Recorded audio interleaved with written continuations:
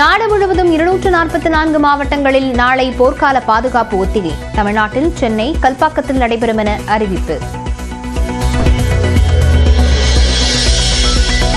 பிரதமர் மோடியுடன் தேசிய பாதுகாப்பு ஆலோசகர் அஜித் தோவல் சந்திப்பு. நாளை போர்க்கால ஒத்திகை நடக்கவிருக்கும் நிலையில் ஆலோசனை.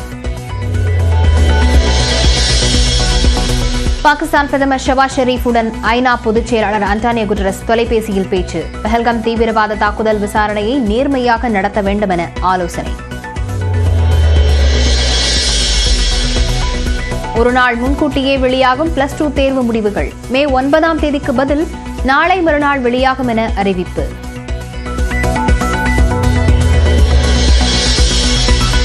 சென்னையில் ஒரே நாளில் சவரனுக்கு 1000 ரூபாய் உயர்ந்த தங்கத்தின் விலை. 1 கிராம் தங்கத்தின் விலை மீண்டும் 9000 ரூபாயை கடந்தது.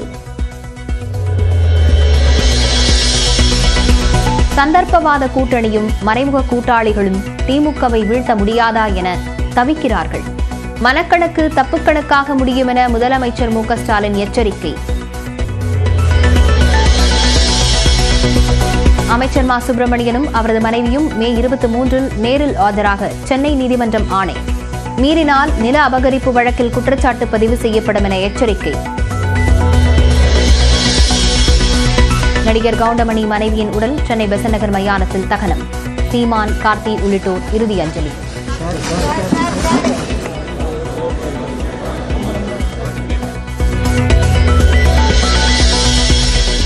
சென்னையில் 10க்கும் மேற்பட்ட இடங்களில் அமலாக்கத்துறை சோதனை. மருத்துவத்துறை, சுற்றுச்சூழல், கட்டுமானம் சார்ந்த நிறுவனங்களில் சோதனை.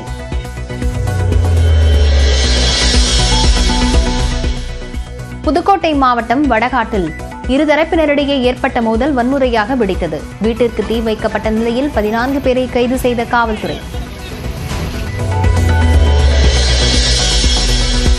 புதுக்கோட்டை வடகாட்டில் இருதரப்பு மோதலால் அரசு பேருந்துகள் நிறுத்தம். காவல்துறையிலிருந்து தகவல்கள் வரும் வரை பேருந்துகள் இயக்கப்படாது என போக்குவரத்து கழகம் அறிவிப்பு. தஞ்சாவூர் மாவட்டம் பட்டுக்கோட்டை அருகே பாஜக மகளிரணி முன்னாள் பொறுப்பாளர் கொடூர கொலை. தலையை துண்டாக்கிய கொலையாளிகளுக்கு போலீசார் வலைவீச்சு. கோவை, நீலகிரி, தேனி மற்றும் திண்டுக்கல்லில் இன்று கனமழைக்கு வாய்ப்பு. சென்னையிலும் மிதமான மழை பெய்யக்கூடும் என வானிலை மையம் கணிப்பு. கேரள மாநிலம் திரிசூரில் களை கட்டி வரும் பூரம் திருவிழா. அலங்கரிக்கப்பட்ட யானைகளின் அணிவகுப்பை கண்டுகளித்த மக்கள்.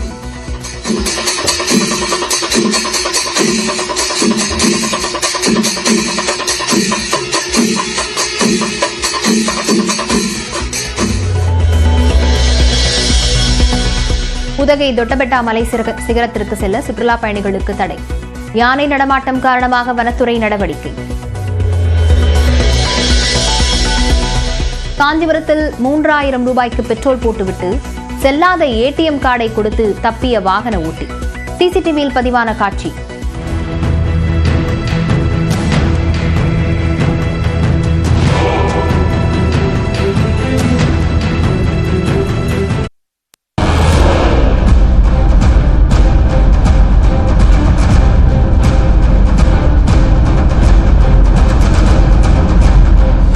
ஜம்மு காஷ்மீரின் தெற்கில் உள்ள பஹல்காமில் தீவிரவாதிகள் நடத்திய கொடூர தாக்குதலை தொடர்ந்து இந்தியா, பாகிஸ்தான் இடையே போர் பதற்றம் நிலவி வருகிறது. தீவிரவாத தாக்குதலை கண்டித்து இந்தியாவும் பதிலடி கொடுக்கும் எண்ணத்தில் பாகிஸ்தானும் பரஸ்பரம் பல்வேறு தடைகளை விதித்து வருகின்றன. அமைதி ஒப்பந்தமும் நதிநீர் ஒப்பந்தமும் நிறுத்தி வைக்கப்படுவதாக அறிவிக்கப்பட்டன. எல்லை கட்டுப்பாட்டு கோடு மற்றும் ஜம்மு காஷ்மீர் சர்வதேச எல்லைப் பகுதிகளில் தொடர் அத்துமீறல்களில் ஈடுபட்டு வரும் பாகிஸ்தான் எல்லை பகுதி மக்களை அச்சுறுத்தும் வகையில் துப்பாக்கிச் சூடுகளை அரங்கேற்றி வருகிறது. இந்த மிரட்டல்களின் அடுத்த கட்டமாக கடந்த 3ஆம் தேதி தரையில் இருந்து 450 கிலோமீட்டர் தூரம் பாய்ந்து தரையில் உள்ள இலக்கை அழிக்கும் அப்தலி ஏவுகணையை பாகிஸ்தான் சோதித்து பார்த்தது. தொடர்ந்து உள்நாட்டிலேயே தயாரிக்கப்பட்ட 120 கிலோமீட்டர் தூரம் தரையில் உள்ள இலக்கை தாக்கி அழிக்கும் ஃபத்தா ஏவுகணையையும் பாகிஸ்தான் சோதித்து பார்த்ததாக தெரிவிக்கப்பட்டுள்ளது.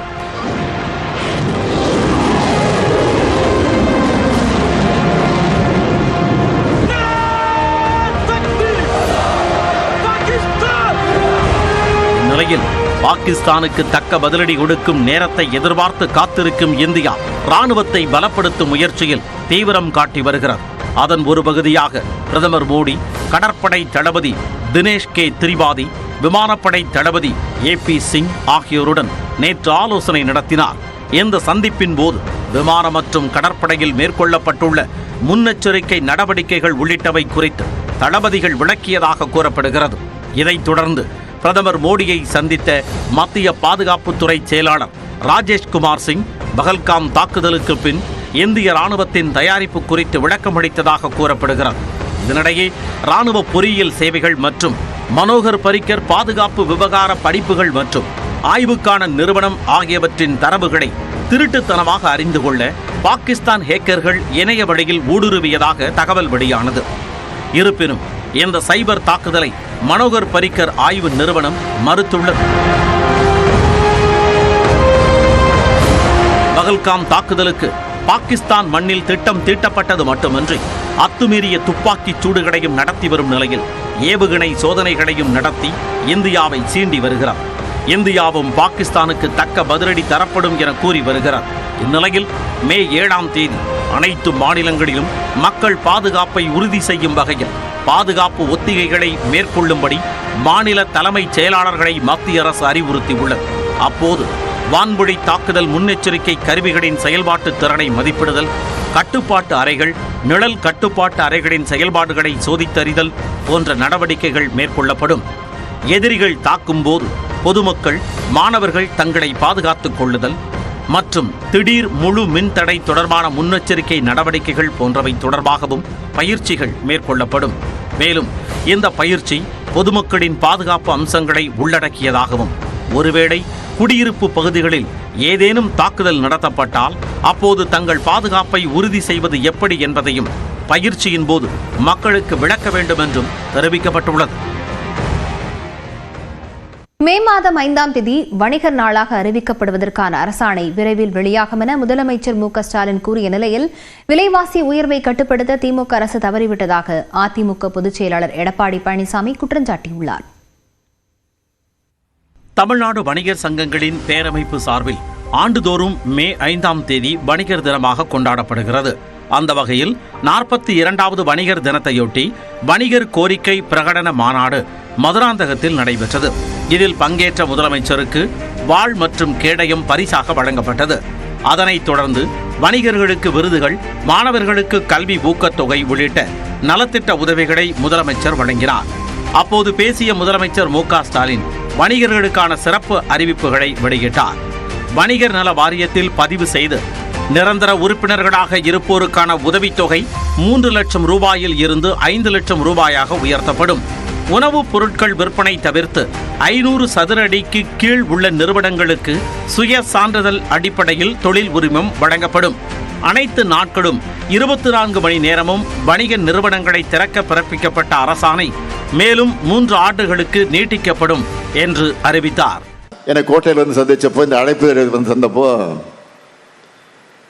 மே 5 வணிக நல அரசு அறிவிக்கணும். இது இப்போ இல்லை, தொடர்ந்து நீங்க வச்சுக்கிட்டு இருக்கிறீங்க. ஆக தொடர்ந்து வைத்துக் கொண்டிருக்கக்கூடிய இந்த கோரிக்கையை விரைவில் அதற்கான அரசாணை வெளியிடப்படும். மேலும் வணிகர்கள் தங்கள் கடைகளை குழந்தையாக நினைக்கும் நிலையில் கடைகளுக்கு தமிழ் பெயர்களை வைக்க வேண்டும் என்றும் வேண்டுகோள் விடுத்தார். இந்த நிலையில் விலைவாசி உயர்வை கட்டுப்படுத்த திமுக அரசு தவறிவிட்டதாக அதிமுக பொதுச் செயலாளர் எடப்பாடி பழனிசாமி குற்றம் சாட்டியுள்ளார். செங்கல்பட்டு மாவட்டம் மறைமலை நகரில் தமிழ்நாடு அனைத்து வணிகர் சங்கங்களின் பேரவையின் சார்பில் 42வது வணிகர் தின விழா மற்றும் வணிக பாதுகாப்பு மாநாடு நடைபெற்றது. இதில் கலந்து கொண்டு பேசிய எடப்பாடி பழனிசாமி, திமுக ஆட்சியில் வணிகர்களின் கடைகள் கஞ்சா போதை கும்பலால் தாக்கப்படுவதாகவும் அதனால் வியாபாரம் பாதிக்கப்படுவதும் கவலை அளிப்பதாக கூறினார். விலை ஒரு பக்கம் ஏறினால் அதை கட்டுப்படுத்த அரசு தவறிவிட்டது. ஆனால் வியாபாரி மீது இந்த அரசு பழி சுமத்துகின்றது. மக்கள் விரோத இந்த ஸ்டாலின் மாடல் அரசு விரைவில் அகற்றப்பட வேண்டும். வணிக பெருமக்களும் எங்களுக்கு முழு அளவில் ஆதரிக்க வேண்டும். சரக்கு மற்றும் சேவை வரி, வரம்பற்ற பெட்ரோல் டீசல் விலை ஏற்றம், சுங்க கட்டண உயர்வு உள்ளிட்டவற்றை மத்திய அரசு கட்டுப்பாடின்றி உயர்த்துவதை கண்டித்து இந்த மாநாட்டில் தீர்மானம் நிறைவேற்றப்பட்டது.